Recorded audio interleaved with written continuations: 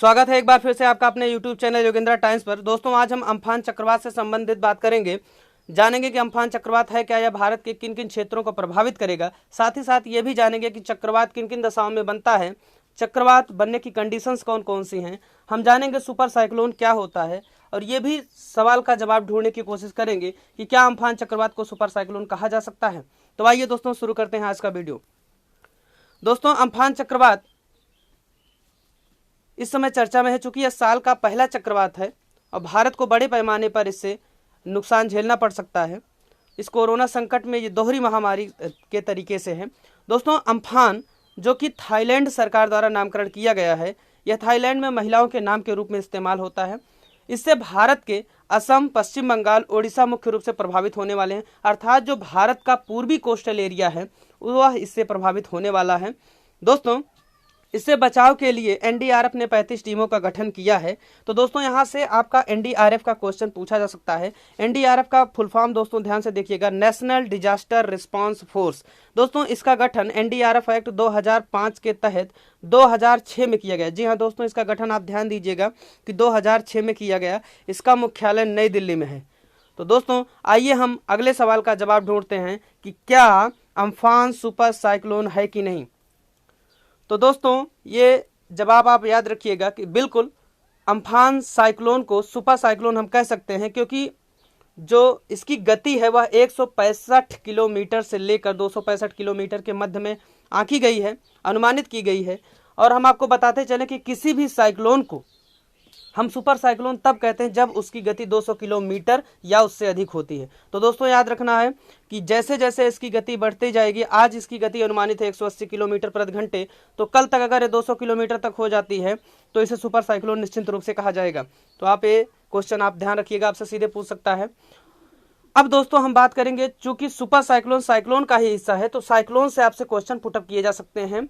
और ये geography reason में हम जब पढ़ेंगे तो वहाँ पर विस्तृत रूप से पढ़ेंगे साइक्लोन फॉर्मेशन किस तरीके से होता है, परंतु यहाँ एग्जाम पॉइंट ऑफ व्यू से महत्वपूर्ण सभी तथ्यों पर हम प्रकाश डालते हैं।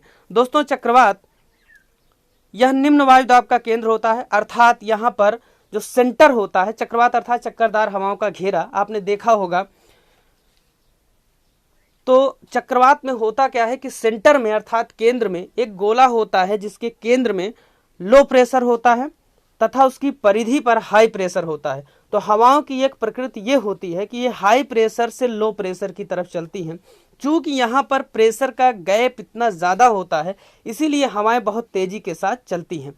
और जब वो तेजी के साथ चलती हैं तो चक्कर काटने लगती हैं, अर्थात घूमने लगती हैं, इसीलिए इन्हें चक्रवात कहा जाता है। दोस्तों एक बेहद महत्वपूर्ण यहाँ पे बिंदु है कि चक्रवात दोनों गोलार्धों में पाए जाते हैं, 35 से 65 अक्षांशों के मध्य। जी हाँ दोस्तों, ये क्वेश्चन कई बार पूछा गया है।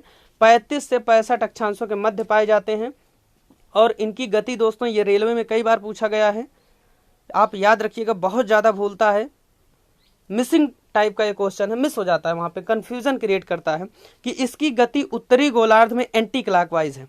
उत्तरी गोलार्ध में जो साइक्लोन होता है वो एंटी क्लॉकवाइज चलता है तथा जो दक्षिणी गोलार्ध है वहाँ पे क्लॉकवाइज चलता है। जी हाँ दोस्तों, आपकी जानकारी के लिए बताते चलें कि पृथ्वी कुल 4 गोलार्धों में बटी हुई है, अर्थात एक अनुमानित है ये कि 4 गोलार्धों में पृथ्वी को बांटा गया है, उत्तरी गोलार्ध, दक्षिणी गोलार्ध, अक्षांश रेखाओं के आधार पर, तथा अगर देशांतर रेखाओं की हम बात करेंगे तो पूर्वी और पश्चिमी गोलार्ध। तो कभी भी क्वेश्चन अगर पूछता है कि पृथ्वी कितने गोलार्धों में बटी हुई, तो 4 गोलार्ध आप उत्तर लगाएंगे, ना कि 2 गोलार्ध। तो दोस्तों अगर हम उत्तरी और दक्षिणी गोलार्ध, चूंकि यहाँ पे अक्षांश के आधार पर लिया जाता है, तो चक्रवात की गति उत्तरी गोलार्ध में एंटी क्लॉकवाइज तथा दक्षिणी गोलार्ध में क्लॉकवाइज होती है। दोस्तों चक्रवात को टर्फ नाम से भी जाना जाता है। ऐसा इसलिए कहते हैं क्योंकि इसका आकार गोलाकार, अर्धगोलाकार, वी आकार का होता है, तो इसके आकार में कोई निश्चितता नहीं है, इसलिए इसे टर्फ भी कहा जाता है। दोस्तों चक्रवात को चाइना, जापान आदि में टाइफून नामों से भी जाना जाता है, इन्हें हरिकेन भी कहा जाता है। आप ये याद रखिएगा, हम चक्रवात में विस्तृत अध्ययन करेंगे इसका। दोस्तों यहाँ बताते चलें कि चक्रवात के मापन के लिए हम सैफी सैमसन पैमाने का प्रयोग करते हैं, बेहद महत्वपूर्ण बिंदु है, सैफी सैमसन पैमाने का प्रयोग करते हैं। तो दोस्तों उम्मीद करते हैं आपको जानकारी आज की पसंद आई होगी। अम्फान चक्रवात, इसका नामकरण थाईलैंड सरकार द्वारा, ये सुपर साइक्लोन है, याद रखिएगा। चक्रवात क्या होता है ये याद रखिएगा। तो दोस्तों आपको वीडियो कैसा लगा हमें ज़रूर बताइएगा कमेंट करके। साथ ही साथ अपने किसी भी डाउट के लिए, किसी भी क्वेश्चन के लिए आप yogendratimes@gmail.com पे हमसे संपर्क कर सकते हैं। कमेंट बॉक्स में अपने क्वेश्चन को कमेंट कर सकते हैं। फेसबुक पेज पे हमारे जा सकते हैं, वहाँ भी आप कमेंट करके क्वेश्चन अपना पूछ सकते हैं। धन्यवाद।